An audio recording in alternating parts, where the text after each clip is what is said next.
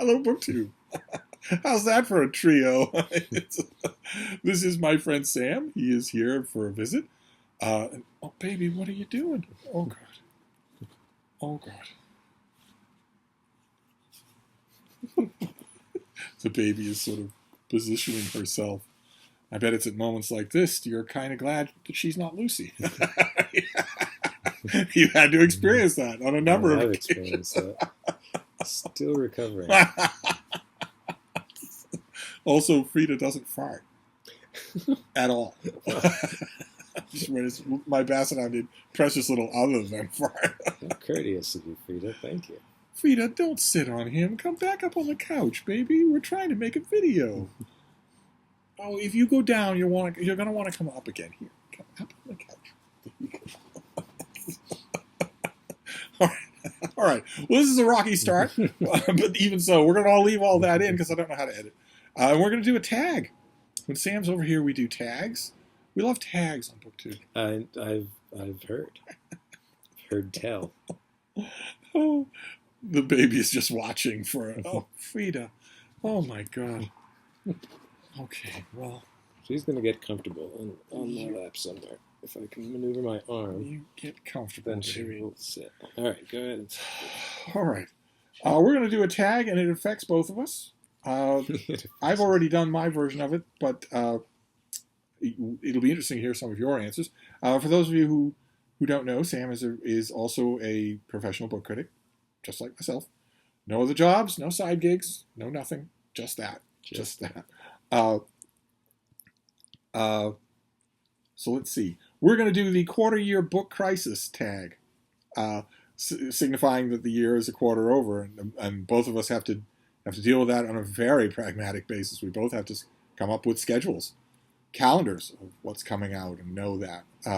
So this was created by Roisin's Readings, and I'll leave a link to her channel. This is the second time that I've done this. I did one on my own a while ago. Now we'll do this again. And question number one is, how many books have you read so far this year?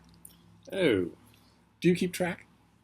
Well, I could do a fair estimation. So this is start of May. So how many weeks has that been? It's been not like 18 weeks or something, and less than that, 16 weeks. So let's say she's just sitting on my guest. That's all. I'm going to say 60. I don't know if that's right, but it's roughly there. Probably between 55 and 60. Okay. All right. As of this morning, when I polished off a May book, which one was it? Some crappy novel. It just fell apart. But those count, right? They count. Because yes, my number would be way lower if you didn't count those. I read it to the end, but it was terrible. And as of that book, I'm at 383 for 2022. But I'm hoping, even with a guest, to knock off another book tonight. We shall see. The wine will be flowing later tonight. He's not reading one as we sit and speak to you. I can promise you that. Prompt number 2 is, have you already found a book that you think might be a 2022 favorite? If not, what was your favorite book that you read that wasn't quite 5 stars? You don't... He doesn't rank things with stars any more than I do. It's kind of a touchy subject to mention star ratings to people who make their living writing, in your case, nuanced reviews, in my case, non-nuanced reviews of books. But any favorites so far this year? Anything really stick out? I do an end-of-year book list. So when I read, I sort of think, well, might this... If I like something, I sort of think, might this be on it? And there hasn't been a lot. The book I really, really liked that has stood out to me is this book. She's trying to get in. The sounds are coming out of his mouth, and that is weirdly interesting her. And once again, you have to be grateful that it wasn't Lucy, because Lucy's facial licks started down here, and it was like just running up the side of your face like a wet towel. Frida is very ladylike. I think sometimes the book that stands out to me the most is if there's an element of surprise in it, like you didn't exactly even know that you would be getting a really terrific book. So it sort of impresses itself. And that book for me, I think, was this book called Chilean Poet by Alejandro Zambra. He's always been one of my favorites. Yeah, well, I didn't especially love his previous stuff, which is much shorter and much. Yeah, this is his longest. This is his long book, and it's sort of discursive, and it's also much more domestic. So it's kind of a much more traditional book, and the title is kind of is halfway a joke because he's very sort of artsy and poetic. That's his world, and it's about that, and it is that to an extent, but it's also much more homespun and domestic, and it's very moving, and it has a great ending, which books never have. So that's one. That's one for me that maybe probably at the end of the year I'll return to. And amazing to think so. How much ground is still out there? Yeah, there hasn't been a lot of other stuff where I was like, oh well, that's definitely going to be on there. I think that's the closest. It hasn't been much for me either. But I always remember how in early November, May and April feel like 10 years ago. Yeah. And everything just gets bumped off the list. I know autumn is the powerhouse stuff. For me, despite the number of books that I have read since I did this tag, my answers are the same. I have had only 2 outstanding reading experiences this year. Both were fiction. Young Mungo by Douglas Stewart and M, Son of the Century by Antonio Scarlatti, translated by Anne Milano Appel. I've read nothing that comes close to that feeling of being completely lifted out of yourself, where existence is just canceled while you're reading. Am I right that there's been a dearth of really heavy scholarly histories with those things that you like with lots of hundreds of pages of footnotes? Yes, there have. Hasn't and really also, been many of those? the 2 that have appeared that looked most likely to be Steve books weren't. A couple of you have actually commented on the fact that what Steve doesn't talk about is sometimes as interesting as what he does talk about. And it's true. There was a 1,000-page book about the bubonic plague. You haven't heard a word from me about it because it disappointed me. It just disappointed me. The same thing was it with pro or anti-plague? Don't you? I know you have strong impinge on opinions. my personal freedoms. If I want to lie around with rat fleas, I should be entitled to do that. The same thing is true in a lesser extent for there was a 1,000-page book on the Empress Maria Theresa. Yeah. So bubonic plague and the Habsburgs. Yeah. You'd think I'd be as happy as a hog and you know what. But any book that sounds like it's a punchline is a book that's probably going to be a contender for Steve's favorite book. Dead Romans, dead Kennedys, and dogs. Well, but neither one. Those 2 were prime contenders, and maybe a reread will do it. But so far, no. But anyway, number 3 is any 1 star that is least favorite books of the year. Anything that really sticks out as really bad. Although you're probably so diplomatic, you won't say if it is. No, I've written a lot of negative reviews. I try to expunge them from my memory as quickly as possible. There's been a lot of bad books. There's one that really irritated me, and I'm hesitant to go too much into it. But it was a translated book, and it was the author is an Argentine author. She's Argentine, Maria Gainza, and she had written. She's kind of a lit favorite. And she had written a book called Optic Nerve, which was one of those hybrid books of essays and fiction. And it was about the art world. And this next book, and it did well. It was kind of like one of those underground popular books. And so they translated another book for her, and again about the underground art world. And this one was focused on the underground world of forgeries, and it took a position that was sort of like, is a forgery really bad, or is it its own sort of, does it have its own integrity, it's its own kind of art? It was about the history of real figures who are real art forgers, and it was titled Portrait of an Unknown Lady. It was a very boring, empty book with nothing to it, and it seemed like something was really missing from the book. I couldn't quite figure it out, because the first book I was mixed on, but it had substance to it. And it turns out that this one had a lot of subtext that was about the race of the main character, who was a black woman, and was so the original title, the Spanish title, is called La Luz Negra, which means the black light, and that's a play on words. Because a black light is an instrument you use to see if a painting has been painted over, so you can see the layers of paint and you can spot a forgery. And it also is a reference to this character who was called by for whom that word was the name of the character in the Spanish. And literally all of that, it turns out that literally all of that was scrubbed from the translation, 100% of it, so that the character is briefly identified as being a black woman, and then is just given a different name entirely that is not in the original. So it was. So I read a lot of bad books, but that was the first time. That was the only time I felt genuinely sort of betrayed by a book. It was by the translation. Maybe it's not the translator's fault. Maybe it's the publisher's fault. I don't know, but it means that I don't want to read that translator anymore because I don't trust that person. Right, because even if it was the publisher's rule, the translator should have said, find somebody else. The translator should have said, find somebody else, or they should have just said, this book is too problematic, we're not going to translate it. Just because of the word black. Yeah, in Spanish. See, this is why, when it comes to least favorite books, that's pretty much why I try to shy away from works in translation, because I don't know whose fault it is. Yeah. I want to be able to know whose fault it is. Right. You can't know who to blame, but yeah. I like reading books in translation, but you really do have to go into it trusting the process and trusting the people involved. And once that sense of trust is betrayed, I think both the publisher and the translator. And that's worse betrayal than the translator just doing a bad job. Yeah.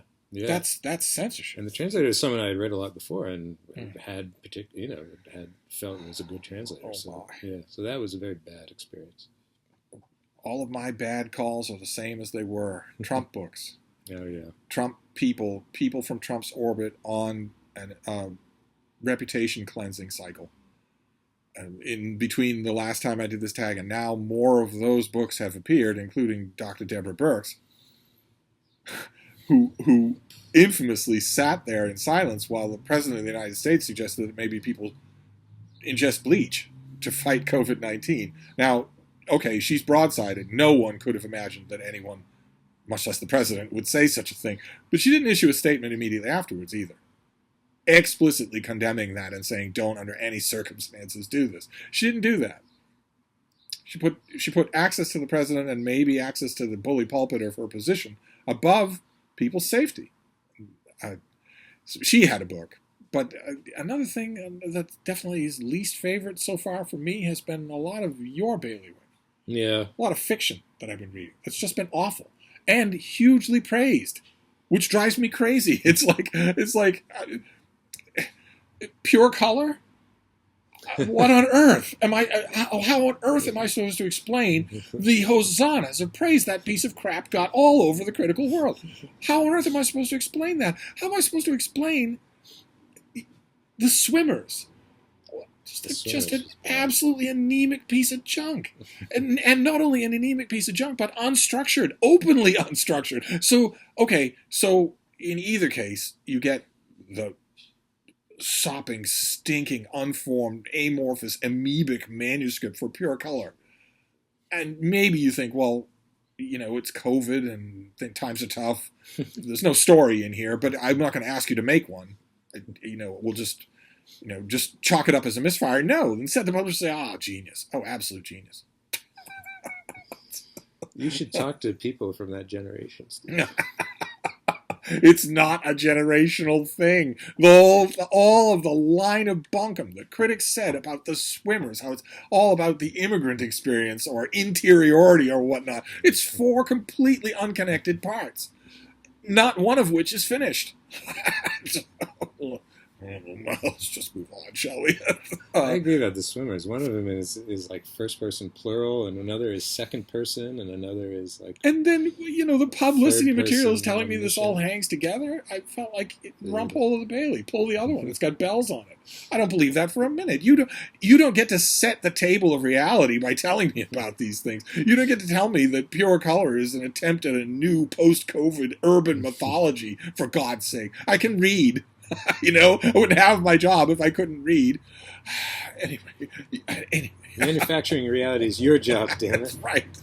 That's right. Number 4 is okay. This is going to be kind of easy for Sam. Most read genre so far. Sam is a fiction critic. That's all he does. That's all I read. I maintain, you will of course disagree, that you're the best fiction critic currently working today. Well, Frida agrees. Frida agrees. Baby, are you going to go back up on the couch? Why are you being such a diva? Now she's back to investigating his mouth. Why don't you come up on your perch, baby girl? No, she's comfortable. She's all right. I don't know how she could be comfortable. I don't know how she could be either. It's like sitting on a drawer of cutlery. That's pretty cute. You have to admit, that's pretty. She did find the one place. It's not possible to get comfortable on Sam's body because it's all bones and undernourished bones at that. But oh so sweet, baby. Oh so poops. Oh. I might point out another noticeable difference between her and a certain basset hound. Lucy was not content to be on the side. She had to be squarely on top of you, bursting your internal organs like party balloons, one after another after another. And remember, at open letters evenings, you could tell where in the room she was because when the person was speaking, the voice was way up here. They were having trouble breathing. You didn't have to look at where my baby used to make the rounds and ooze onto people. And when she was squarely on top of somebody, that was not an easy thing to shake off. She was complaining, whining. All the time, yes. She had a long, nasal, moose-like whine that she did if she wasn't being constantly petted. It wasn't crying. It was a weird kind of sound. So it's only fiction for you. Very little. Anything else? No. Have there been any standouts that weren't fiction so far this year? That weren't fiction. Did you read the New York Review of Books Uncollected Essays of Elizabeth Hardwick? You must have. I've read some of them, but not the whole thing. But what are you doing? I read some of them. I read a new translation of Baudelaire that I thought was really good. Sorry. I'm sorry. That's what I got. What have I read any other? I didn't think you'd have any sympathies with the French. Wretched people.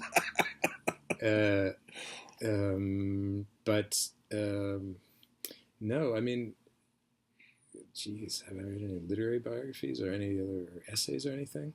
No, I hope to. I mean, I have read a little bit, but nothing that really stood out. I always try to point out adjacent things to you in case you want a little bit of a break. Yeah. You gave M, Son of the Century, a wide berth, did you not? No, I read it and reviewed it. No, I liked it very much. How did you read it and review it and me not know? Well, I'll send it to you. Oh, good Lord.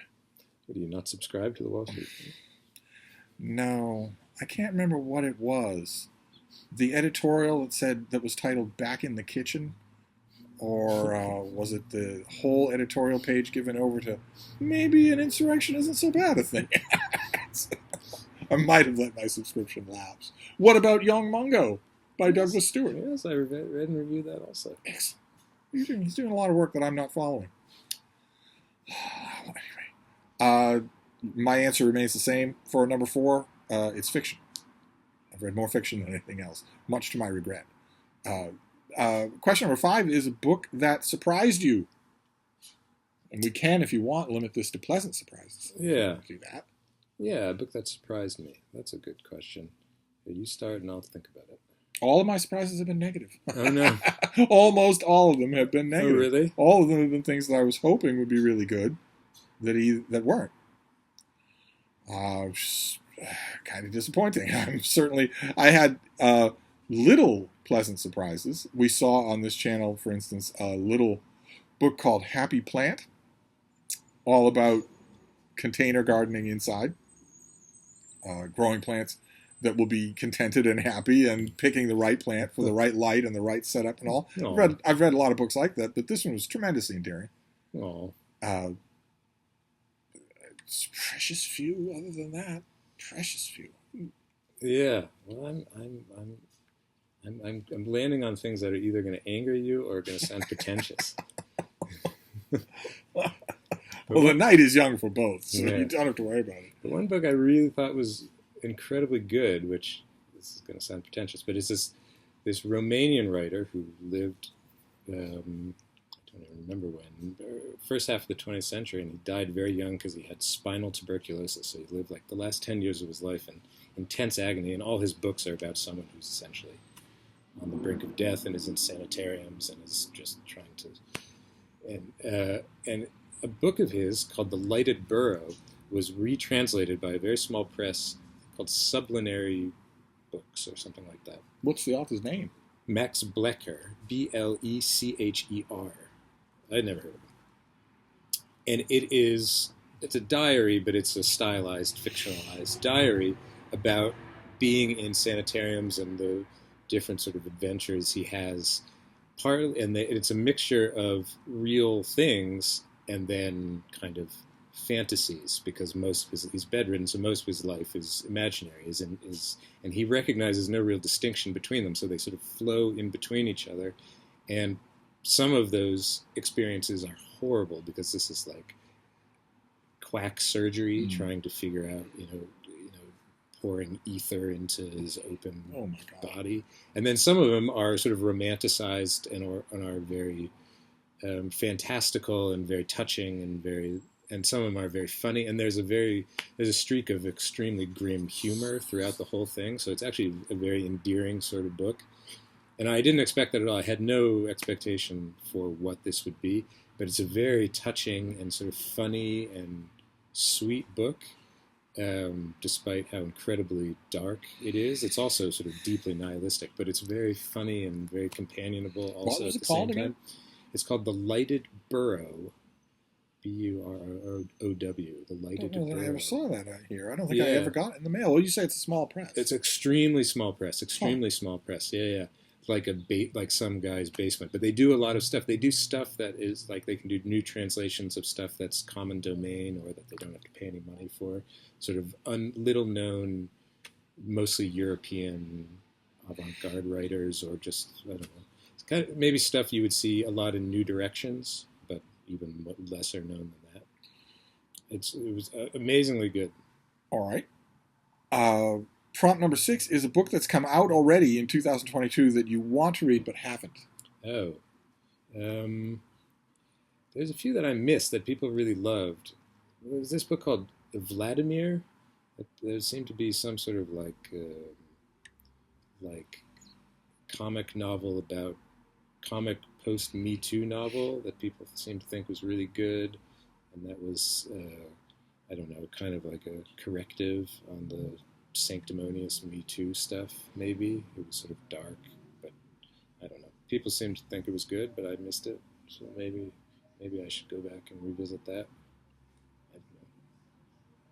Why? I've only that thing that you mentioned. I want to read The Lighted Burrow. Okay, good. But in terms of 2022 books that I want to read that I haven't read yet, they're not out yet. Yeah. But I got 2 just the other day, just yesterday. A new book on Vatican II and a new book on YouTube. Like, comment, subscribe. Yeah. Which is something you will never hear on this channel. As many of you have pointed out, I do not do calls to action. I do not want any more subscribers. There are enough mouths to feed as it is. So I don't make any kind of demands on you, except that you send me your old reading tech. But books that are already out, there aren't many that I haven't read and want to read. Then prompt number 7 is one goal you made that you're succeeding at. I'm assuming it's a reading goal for the context here. Yeah, a big part of my job is choosing what to read.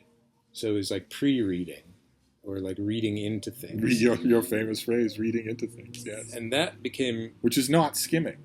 No, it's not skimming. Those of you who've never done it, maybe you haven't done it for a job, you won't know. It's radically different from skimming.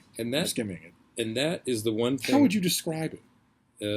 It's giving the book time enough to let you know whether or not it's worth reviewing. Yeah. Isn't that the way to put it? That sounds very harsh. Yeah. But that is what you do.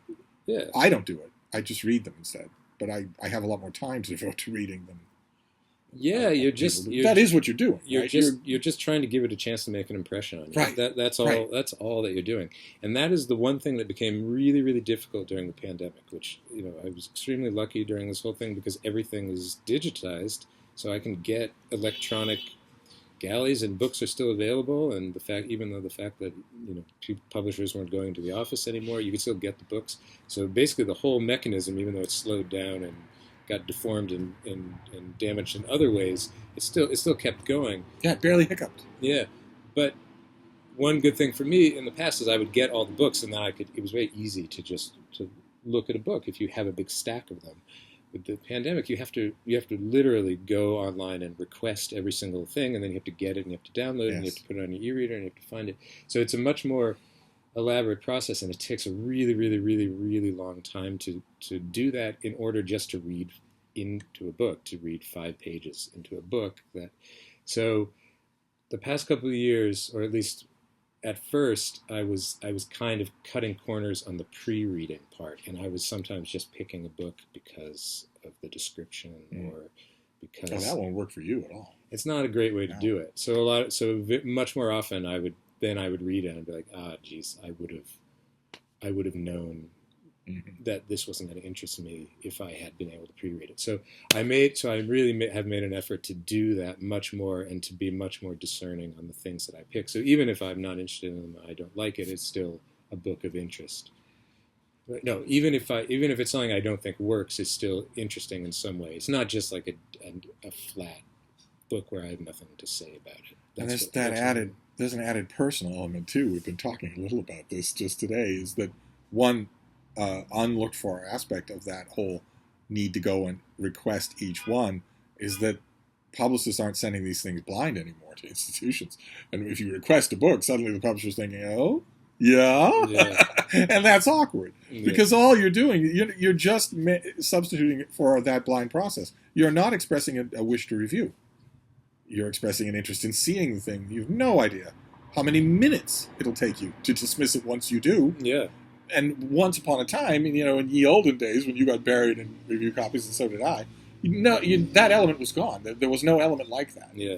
There was no connection between, the request for a book and possible coverage or whatever they call it. It's like I'm going to cover the thing. That's for coverage.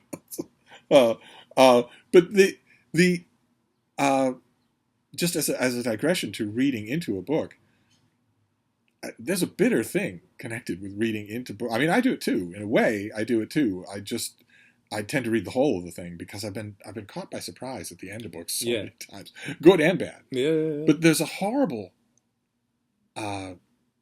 addendum to reading into books that I don't think aspiring authors really want to hear, which is how many books don't. You read into let's say a dozen.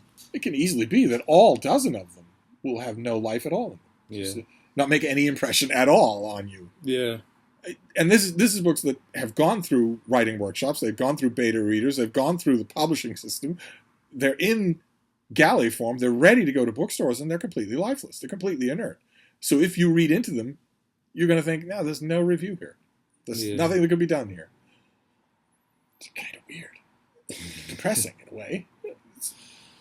Well, you're looking for talent, and you're looking for something that. Well, you mostly like to praise things, right? If you can, Yeah, ideally. Yeah, it'd be great to. Well, I got to read them, so I want to. Yeah, I'm happier to like the book that I'm reading. It's maybe just the latest reflection of Theodore Sturgeon's law, which is that 90% of science fiction is crud. But then again, 90% of everything is crud. Yeah. He said that 60 years ago. Maybe that's just the case. Maybe that's what we're talking about. Let's see here. So we did number 7. Number 8 is the final prompt, and that's good because we're at 30 minutes. One goal you made that you need to focus more on. Oh. You already said that you like reading literature and translation. That's usually the blind spot of American readers.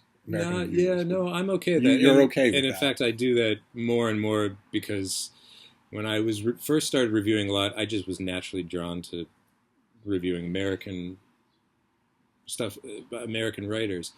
And, American writers, they write kind of the same book over and over again. So I really that discussion made the rounds on Twitter just the other day. You do that. Reminded me of what you said 10 years ago. The sameness of MFA fiction. Yeah. Some people were getting defensive on Twitter saying, well, what do you mean by that? Can't you point out examples? Yeah. People were flooding them with examples. And it's not entirely the fault of the writers. It's also publishers just look for stuff that they look for. Publishers have a certain idea of what they want to publish, and so they look for those sorts of books that sort of fit their criteria. So publishers are sort of pointedly putting out stuff that has a certain sameness. And it's not like literature and translation also can't do that, but it does. It tends does to be more variety. Yeah, you're getting also it's the whole wild world. Stuff from everywhere. It's the whole world, and the vetting process is different. Right, everywhere. So you don't know what you're going to get. Yeah, it can be something really different. Yeah, so I do a lot more of that now than I used to. So I do a fair amount of that. Yeah, I don't know. I wonder that I would work on. Any blind spots? I must. Do you shy away from speculative fiction? Well, maybe. I don't see. One of the things that comes out a lot is dystopian fiction, and there's a lot of it. And I do not do those so much because you just end up saying the exact same thing in every review. And like once you have opined about the general trend of end of world, whatever fiction, there's only so much. And if those books come out, you don't want to do it again next month. Yeah. Perhaps I you think should review more books by Irish authors.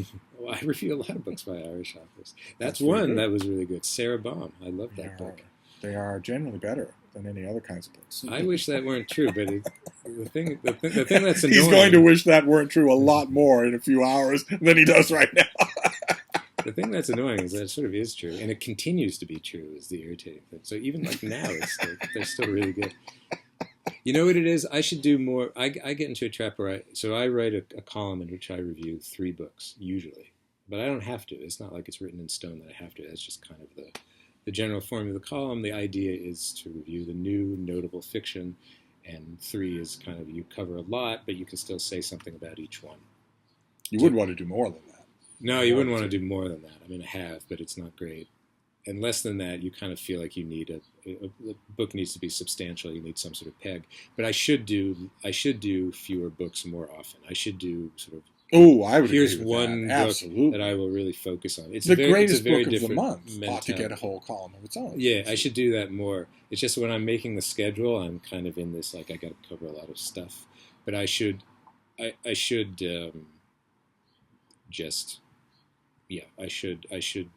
focus. I should try to pull a thing out once in a while. That's more, or do what you're saying. Do something that's outside of fiction. Do whatever, just something fiction adjacent. Fiction adjacent, yeah. Biography of Barbara Pym. I should do that more, but that takes a slightly more creative thinking in the planning process. But I should do that. So that's what I would work on. I'm already perfect, so I don't need to do any work. But anyway, I think I ended the last one on that obnoxious note as well. But that is the quarter-year book crisis. But have you told people because we have a connection with the idea of the quarter life crisis, which is that's right. Oh my god, that's right. Oh my god. So the quarter life crisis as a concept, I think it was 2001 or 2001 or 2000. Anyway, it was on there was a book called The Quarter Life Crisis, and the author went on Oprah. So it was like the big thing. And it was the exact time that I first started working at a Barnes & Noble in downtown Boston. The old store. Where Steve was doing effectively what Steve does to you. He was standing at the information desk of the Barnes & Noble and just basically having an 8-hour-long shift that was a live YouTube.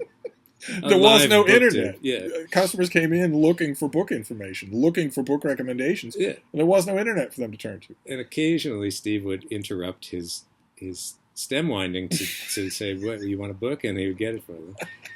I did some. No, I would go you and get didn't. books. No, I didn't do no. any work that managers wanted That's me true. to do. That's true. But if a customer wanted me to go Yeah, and get a that's true. book, I would go. That's very true.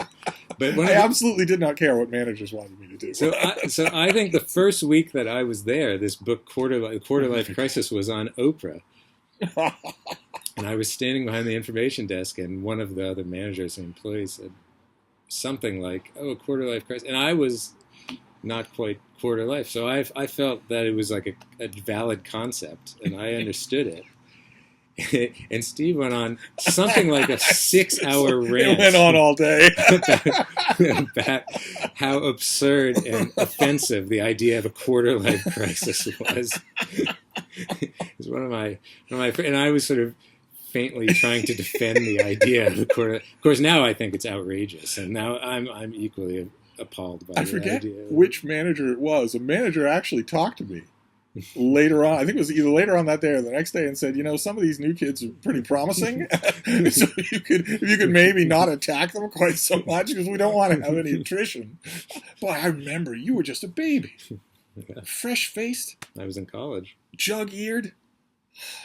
Good Lord. That was our introduction, wasn't it? Pretty much. Me lancing into you for a whole day about being an indolent, know-nothing, pampered little fawn. Oh, God. Well, here you are. Here I am. It'll all resume again. Yes, it'll resume again as soon as the wine starts flowing. But he's right. That is what I used to do. And I had no fear or favor, so I would make fun of managers to the customers. I'd make fun of the customers to the staff. I'd make fun of the customers to each other. And I often attacked the new help. What was it that I used to say? I'd wander all around talking to customers, accosting them, saying, "Why are you picking up that book? What are you doing? What are you doing today?" But from noon to 2, we had a lunch rush. Yeah. Where the place became mobbed. Yeah, just fun. mobbed with people. Oh, it was fantastic. Yeah, Absolutely. great Fastest fun. 2 hours you'd ever spend in your Yeah, life. it was awesome. And I was always at the info desk for the lunch rush. Of course, that was the whole reason that I was there. I'm pretty sure it's the whole reason I wasn't fired. And when I would show up at 5 minutes to noon, because half the city's 2 million workers went on the lunch break at noon. So at 12:07, they were at our store. Yeah. So you had to be ready. Everything cleared away, everything ready for the huge influx of customers. And I think what I used to say when I would round the corner to the information desk to start off would be, I would take a glance at the day's schedule and ask, who's my impediment today? Because it was always me and a few other people, and I think I would ask that until managers used to say, "Should you really say that?" But anyway, I won't. Well, the store manager would walk by and you'd say, "Oh, look, it's the empty figurehead." It's the empty figurehead. That was Phil, who I used to say that to. I used to say that he was the empty figurehead, and he had one brown eye and one blue eye, and I used to tell new employees that the blue eye could access the internet, and they would go, "What?" And I would watch some of them just stare at him when he was talking to them, and he never knew why. I had to tell him years later that is what I said. And the manager before him, when we were far rougher than we are now, when somebody would call the store and ask for him, I would say, "1 moment, I'll wake him." And so that when he got on the phone with them, they'd be, "What?" Anyway, that was the quarter life crisis story, and that was quarter year book crisis tag. We've gone on to 40 minutes now, so we're going to wrap this up. You have all the bean has quieted down on top of Sam. Isn't that sweet? They're not going to pay attention to anything that either one of us said because she was all over this video. But I'll be back. Thank you, BookTube.